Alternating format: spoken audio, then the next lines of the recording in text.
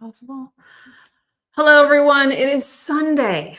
Sunday. I am working on a Sunday. Watched football all day. I look like a wreck, but that's okay. That's not why I'm here. I am here to help you guys with your divorce and to really understand what it is that you're going through. And so I'm going to give a training today on the top 10 struggles of divorce and kind of give you tips as I go through them. And I'm going to be honest, I used ChatGPT because I wanted to see what it would say and I want to see if it resonates at all with the accuracy of what we call divorce. So I'm just going to dive in. Again, my name is Samantha Boss. If you're new here, I am a certified divorce coach and mediator, and I help people customize their parenting plans. And I am giving a workshop on Tuesday right here inside of Zoom. It's going to be recorded and given back to you guys. So if that's something that you are going through divorce, you have kids, you're worried and petrified that you're going to fuck it up and your kids are going to be traumatized from it, check out that link and head over and hang out with me on Tuesday. And I will say, I opened it up to another 200 people. And I believe as of starting this right now, there was 45 spots left till Tuesday. So you got 45 more spots to take. And then I had to upgrade my program so we could fit more people in, but that's okay. So here we go. Let's dive in and see what the top 10 struggles are. Number one, emotional overwhelming. Let's see, ending a marriage, worried about how your kids are going to handle it. Gee, I wonder if that's going to be emotionally damaging and really, really powerful. Yeah, the emotions, I think, are an underestimated portion of this. And I think this is why a lot of people need to have a divorce coach and therapist side by side with them as they're going through this process. You are not emotionally okay as you're going through this. They say that divorce is just like a death. And so for you to think that you're going to be able to handle this all on your own, you're not. You need to have somebody to validate your feelings, to confirm your feelings, to talk you off a ledge, to make sure that you are okay mentally. And I know when I was going through mine and a lot of my clients, we dumped on our friends and family too much. And then that kind of made our friends and family, I'm not going to lie, when they saw my text message come through, they were probably like, oh shit, it's Sam. Do I really want to answer this? Because I really don't want to hear about her divorce today. I don't have the time to give this to her. So probably not going to answer it. We need to have professionals on call. So the first struggle, I like this one. I think this is accurate. Again, I'm typed into ChatGPT to see what it would say. And it said that we are going to be on an emotional roller coaster. And I think that's pretty accurate. Number two, near and dear to my heart, protecting our kids. This is something we go back and forth within our head of, are we doing enough? Are we protecting our kids? And that is essentially why I came up with this workshop called Divorce Proof Your Kids.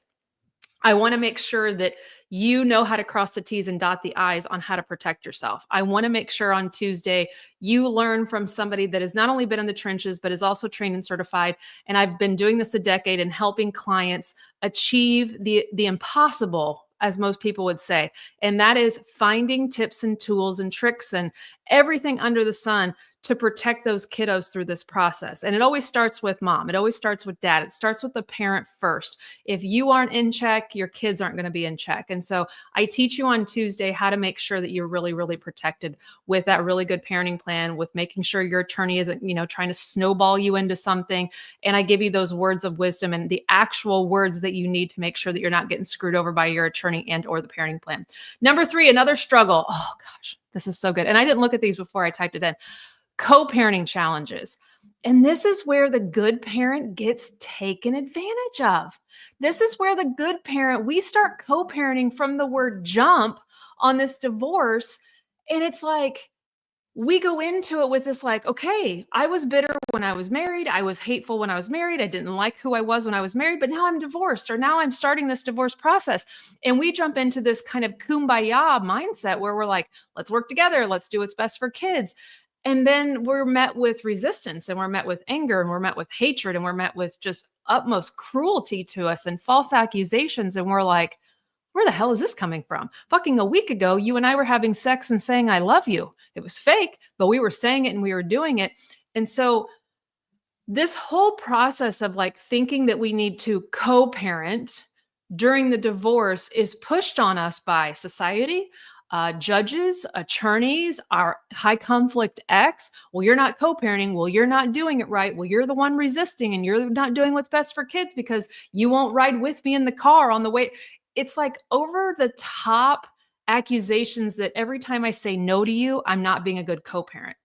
And this is where temporary orders, which we're going to talk about on Tuesday, are so vital when going through a high conflict divorce. Okay. So if you go back and watch the other trainings, and again, somebody's asking, where can I find these other trainings? If you go to my Facebook business page and like and follow there, I know Zuckerberg, love him, hate him, but that's where everything is at that's recorded because a lot of these lives obviously are not recorded. So if you go onto Facebook, type in Samantha Boss, The Ugly Truth of Divorce, it'll pop up and you can go scroll through and watch all of those old trainings. Okay. But again, we want to make sure that we're parenting first and we're doing only what the court needs us to do when it comes to co-parenting. We can't be going over the fucking top with doing a bunch of kiss-ass behavior thinking, oh, this will make me look good. This will make me look good. It's also setting a precedent that this is what you will do forever. This is who you are forever. And you're setting and training the high conflict parent to continue to take advantage of you. All right. Number 4, huge struggle that we all deal with when going through a divorce, the financial stress. I mean, who has $100,000 laying around to go get a divorce? I don't know very many people. I have a personal client right now who's already spent $40,000 and she doesn't even have a temporary order yet. I have other clients who've spent hundreds, of thousands of dollars and nothing's happened in their case. This is a $9 billion industry every single year by judges and attorneys and lawyers, right? And so guardian ad litems, psych evals, divorce coaches, everything. Okay. So you have to make sure that you're spending the right money at the right time, the right money with the right people. And this is where a lot of people, they go get that number one attorney in town, that high dog attorney, that attorney that's, got the best referrals and the best this and the best that. And then that attorney pawns you off to a paralegal that has like no law degree whatsoever and answering the phone with them. And you never really get to talk to said attorney. And said attorney doesn't prepare you for mediation. Said attorney doesn't prepare you for court. And then you spend all this money to have the top dog, but they don't have the time to give to you.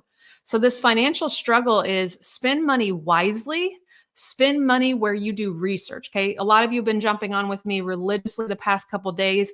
At this point, you know me, you like me, or you don't. Okay. And so are you willing to give me money to educate you about the whole divorce process, specializing in that parenting plan portion? And why is the parenting plan portion so important?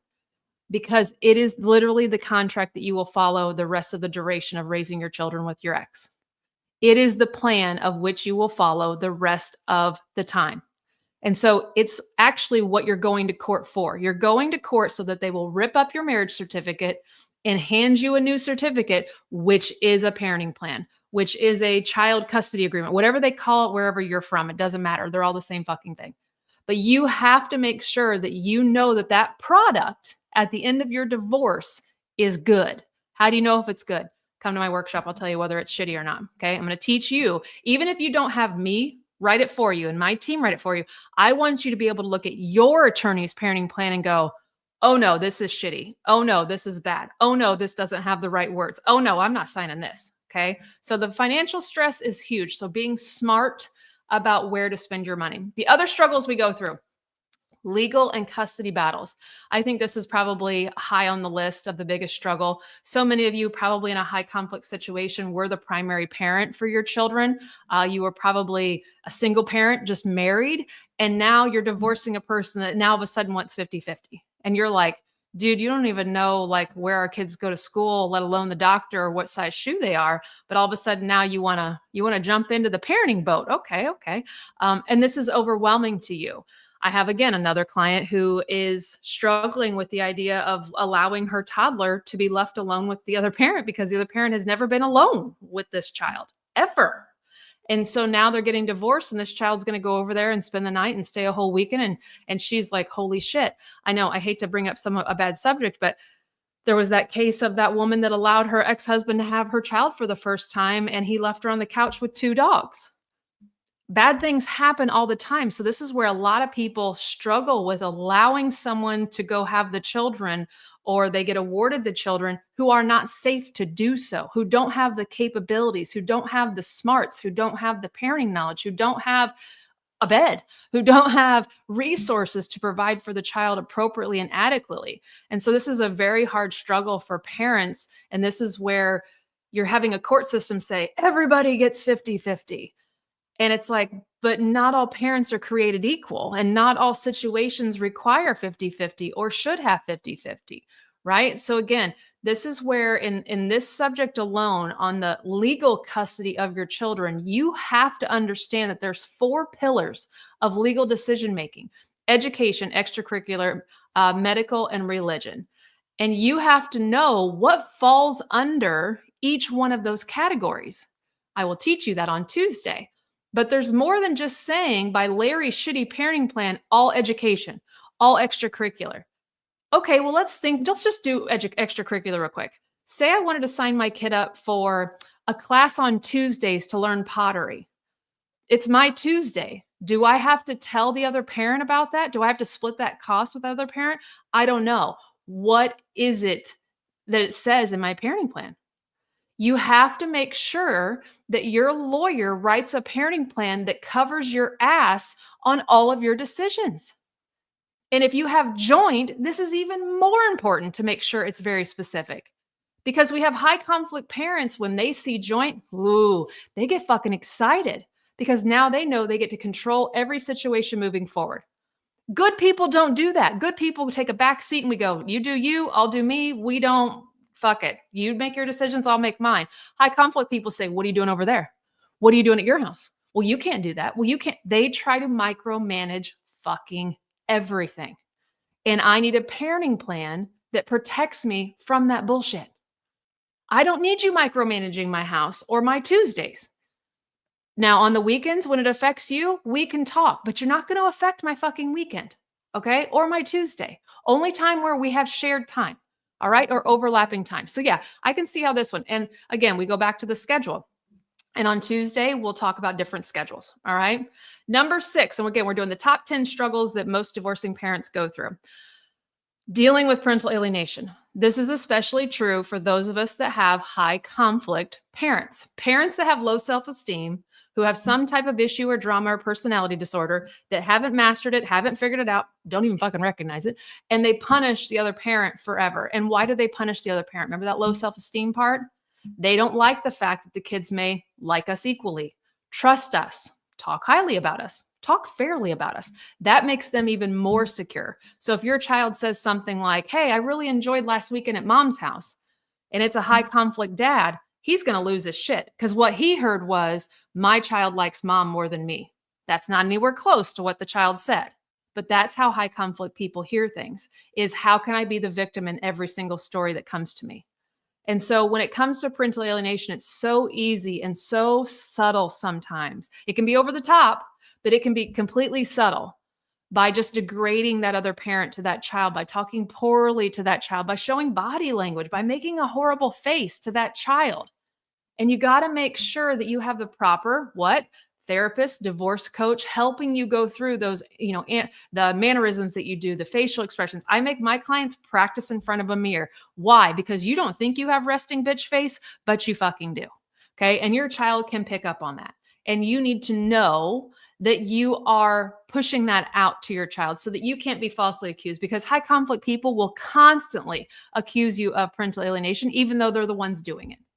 Projection. Okay. And we're going to talk about that a little bit on Tuesday, but I could do tons of trainings on parental alienation. Okay. Transition day. We actually do a free workshop on this. So stay tuned, be on the lookout for that. Like and follow wherever you're at, so you can help with this or need help with this later. But divorcing parents struggle when a child goes from house to house. Because why? The child struggles from house to house. The child is freaking out. The child is not doing a good job at going from all the rules at this house to the other house. Now, I saw a TikToker the other day, and I really liked the guy, but he said something I can't agree with.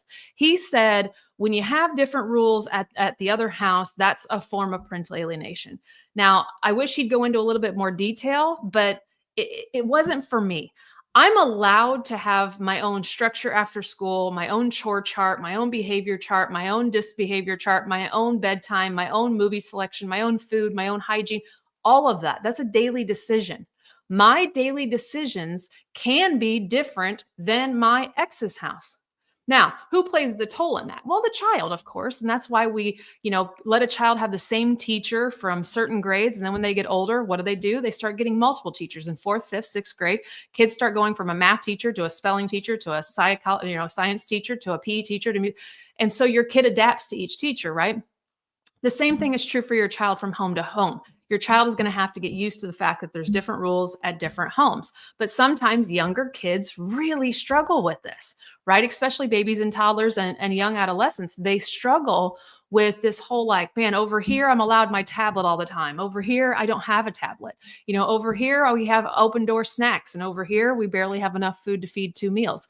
So this is where helping your child transition from house to house can be a whole training in itself. That's not something I'm going to cover on Tuesday, but that is something that I'm going to later cover in a different workshop. So again, make sure you're liking and following wherever you're at. Don't forget, I think there's only like 40 some spots left for that workshop on Tuesday to learn about parenting plans and lawyers and high conflict and things. Number 8, setting and enforcing boundaries. And I'm going to tell you, as a former people pleaser, this one's tough, especially as you're going through this divorce. You don't know how to set a boundary. And here's the primary reason. Number 1, you're scared of the court system calling you a bad parent, that you're not co-parenting. But number 2, you also know the wrath that will happen if you throw a boundary. So here's a story of what just happened with one of my clients. One of my clients just 2 days ago was getting emails and text messages over the top. The amount was over the top from her ex saying, I have to leave on a work trip. You need to watch the child. But when I get back, I want my days back. He gave her 2 weeks notice. And she said, no, I'll watch the child, but you're not getting the days back. Now, they have no plan. They have no temporary. They have nothing. Okay. And this man travels a lot for work. So what did she do? She set up a boundary. I will watch the child, but I'm implementing right of first refusal, which we've kind of done so far because only you and I have watched the child. And I'm not willing to give those days back. And she held her ground and she held her ground and she held her ground. And he started calling and he started messaging and he started threatening and he started taking things away from her, threatening to take things away from her. I'm going to take this away from you. I'm going to take this away from you. How dare you? You're a horrible co-parent. And I told her, let it ride. Let it ride. Do not message him. Do not answer phone calls. Let it ride. And she's like, Sam, I can't. I got to give in. I'm so petrified about who he's going to have watch my child. I'm petrified. I'm petrified. I'm petrified. And I know she was petrified. And I kept saying, just hold your ground, hold your ground. What happened? After he threw his hissy fit, he called her and said, fine, I get what you mean. It is short notice. Would you please watch the child? Because he had no one else to watch the child. I knew that. She probably in a rational state of mind knew that, but she was losing her mind because she'd never thrown a boundary down. This was her first time in 2 years of throwing a boundary down. So this was new to her and it made her nervous and it made her scared. But what did she learn? She's not going to win every single time she throws a boundary down, but she learned, man, I don't have to give in to the threats. I don't have to give in every time he says jump. And this is really hard coming from an abusive marriage where you're used to being the one that isn't confrontational, the one that gives in. So you got to make sure that you're understanding boundaries are healthy. And here's the biggest point of why boundaries are so healthy. Your kids are watching you. And if you don't have boundaries, your kids are watching you have no boundaries. And I'm not talking about specific boundaries with your ex. I'm talking about boundaries with your own mother, boundaries at work, boundaries with coworkers, boundaries with neighbors. You're not going to let your neighbor talk shit to you. So why do you let your ex? You're not going to let people treat you like shit. So why are you letting your kids watch you get treated like shit? Boundaries are so hard in the midst of a divorce. And this is why, again, a divorce coach is really important because we have a non-emotional perspective.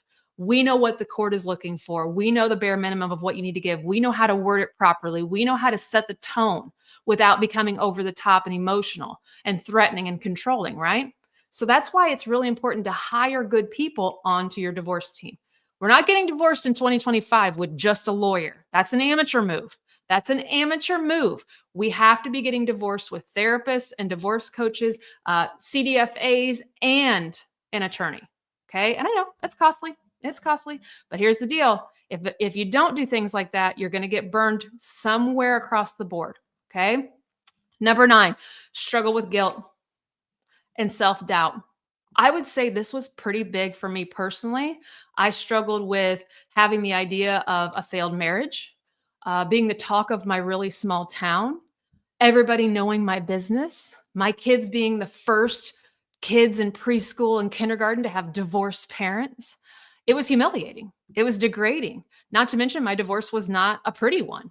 And so having all of, the whole town know was extra pressure on you or on me through the whole thing because everybody, including my parents, were hearing about my whole situation because we lived in a town that was this big. And so a lot of shame and guilt. And the only person that can forgive you for that is yourself. And whoever you look up to, God or the universe, whichever, you're going to be right with that person or that thing in your own due time.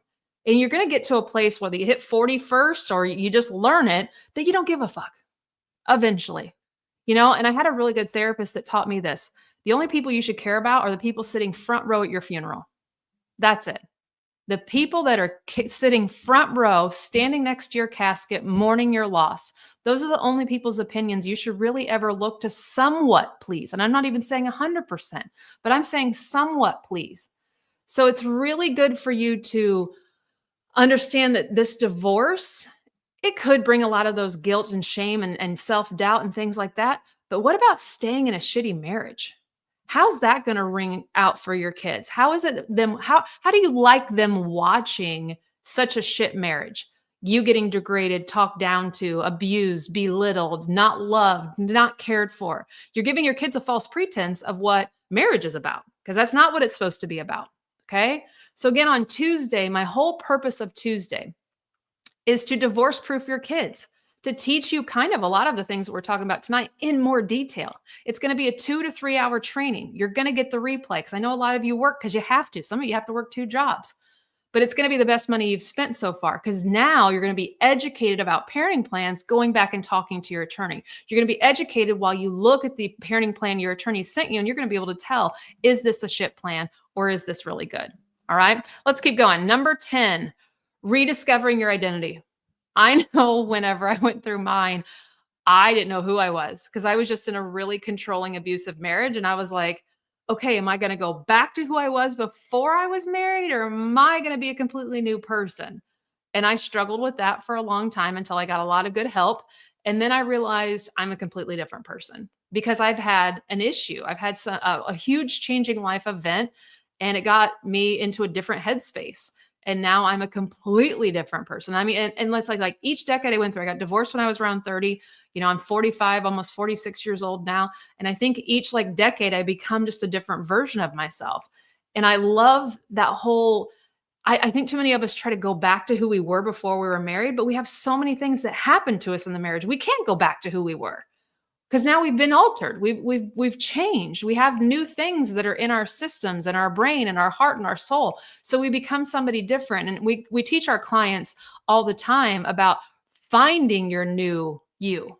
What are your new interests? I went out and got my motorcycle license. I got my conceal and carry. I took a photograph class. I became a scrapbooker. I became a scuba diver. Like I just dabbled in a shit ton of hobbies and sports to see what stuck. And the scuba diving has stuck forever. So it's one of those things that you have to really unfold. Like, okay, I can't go back to who I was. I can pick up some of those things, but I have to redirect myself. And it's a struggle. And why is that a struggle? Because you're going through a very traumatic event called a divorce. It'd be like one of your parents that you dearly love dying on a Tuesday and you being like, okay, should I go fishing today? Or should I go detail my car? You're not going to be able to make a complete 180 change the second your divorce happens. But as it drags on, you have to start micromanaging your time a little bit better and saying, okay, I'm going to work on my grieving. I'm going to work on my divorce for 2 hours today.